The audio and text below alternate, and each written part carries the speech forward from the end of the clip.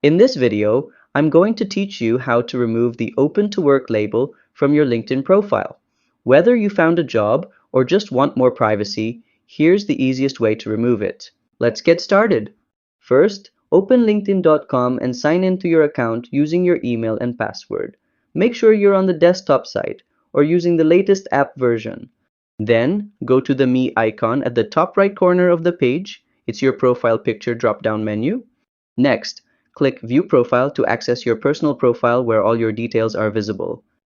Now, look under your profile picture and headline where it says Open to Work. Click the pencil icon on the top right of that section.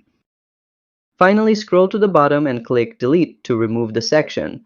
A confirmation will appear. Click Delete again to confirm and it's gone. And that's how to remove Open to Work on LinkedIn.